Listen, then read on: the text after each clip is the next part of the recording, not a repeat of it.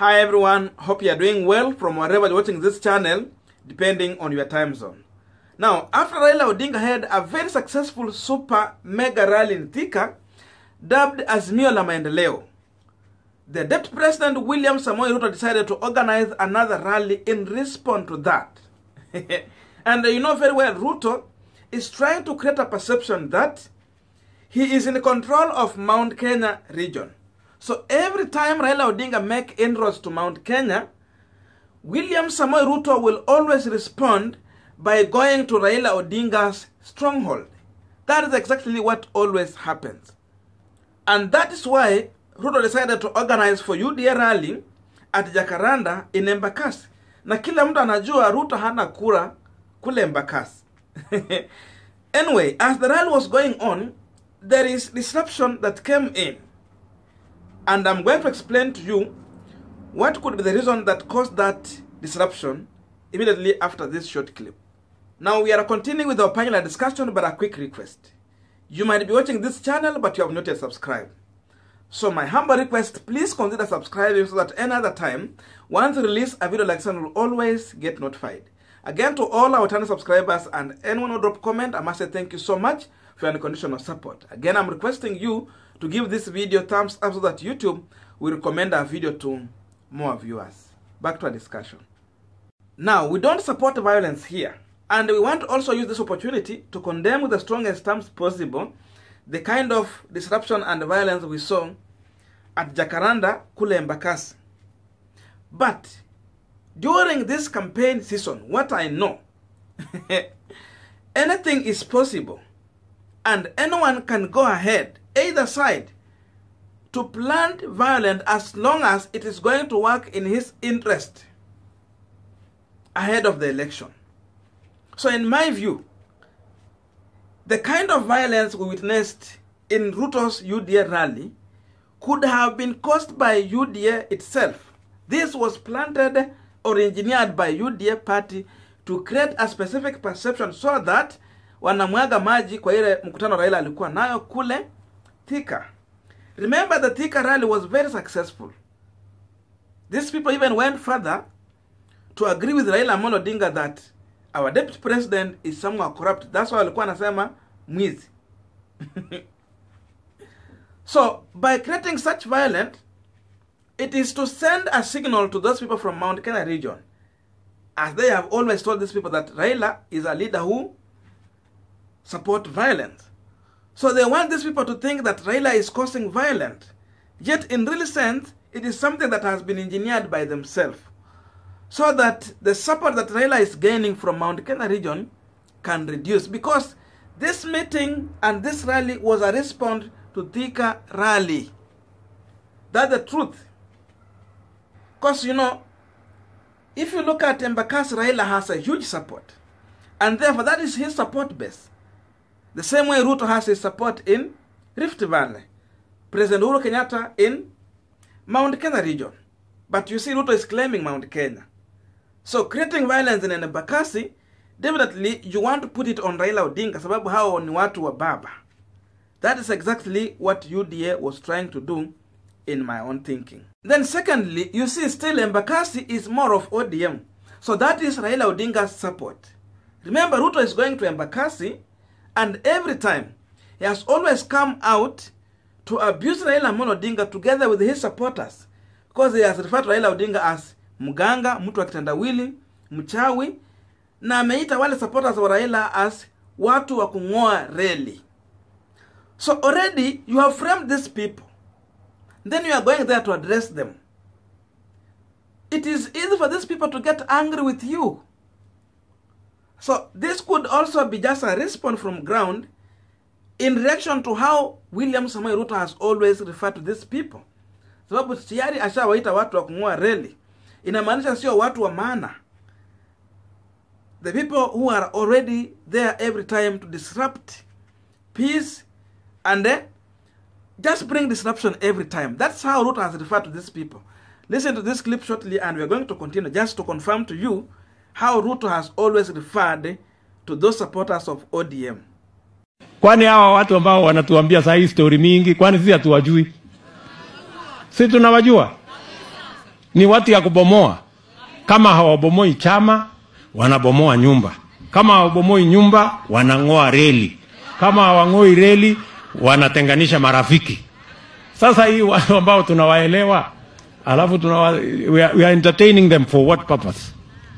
And number 3, I think this is the third time William Ruto is on front line leading a presidential campaign. 2013, he was deeply leading the campaign. 2017, and now 2022, it is his turn. And in all of this campaign, he has been giving out pledges and promises that have never been fulfilled. So every time Ruto gets somewhere, even when we see at his agenda and manifesto is selling, it is not implementable. You can't believe even in what he's selling. And the people still remember what he was telling them. The promises he made in 2013, laptops. 2017, the stadiums, and all those other things. Some mega project he was promising. They have never been delivered. And now he's coming here with same promises giving to Kenyans. So Kenyans could have just got angry at William Samoei Ruto because of the reputation he has. A person who promised, but they don't deliver.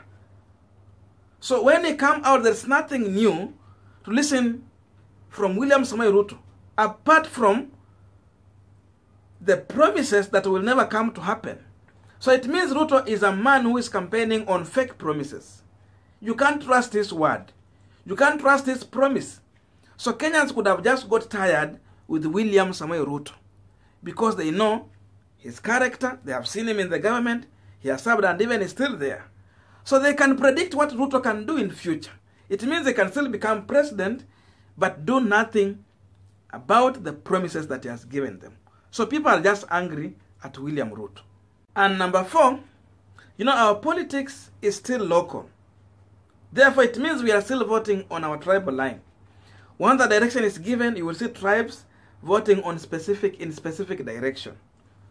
And we are in Nairobi, where Ruto does not have much of his tribe in the town. There are not that much challenging in Nairobi. So Ruto has little to gain in Nairobi. So the only way he can make news in the town is to have a meeting, a rally, and maybe cause such violence. Then it will be the breaking news in social media and mainstream media. So ukiangalia the number of challenges in Nairobi, they cannot even make someone an MCA unless other communities come together to help. They can't get a member of parliament seat. They can't get that slot. So Ruto has little support in Nairobi. Therefore, his tribe and his people cannot make influence in Nairobi politics.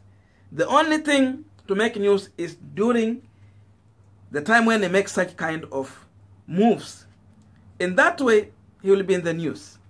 But if not, then there's no way Ruto is going to influence Nairobi politics.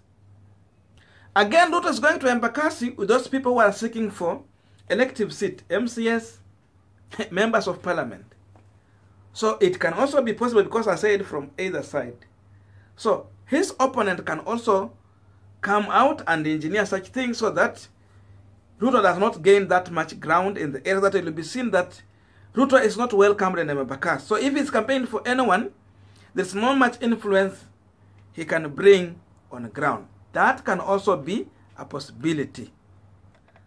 And lastly, as we have always said, the Deputy President, William Samoei Ruto, does not know when he needs to take a break. He has campaigned day and night.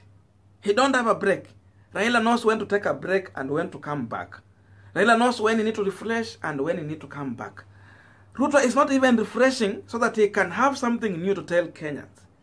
What he's selling is something that he has always repeated. So Kenyans are not seeing Ruto as a new person. In that way, they have got too much used to him.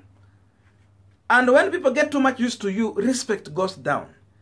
That can lead to such things to happen to him. So Ruto needs to know when he needs to take a break and when he needs to come back. In that way, I think he's going to create respect. People are going to respect him because of that.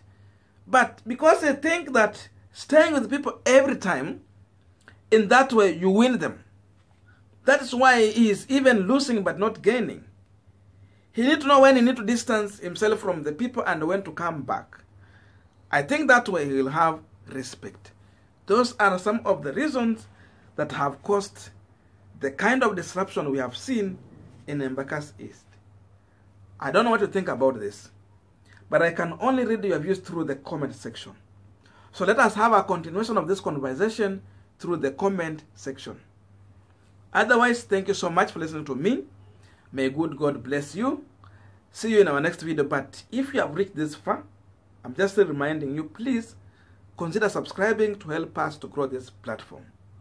Again, I thank you everyone who are really supporting us. And you can reach me through the comment section. Sorry, through my WhatsApp number also. I always put my WhatsApp number in the description box. So if you want to reach to me through WhatsApp, go to the description box. There is my WhatsApp number. You can't call, it's just WhatsApp. See you in our next video.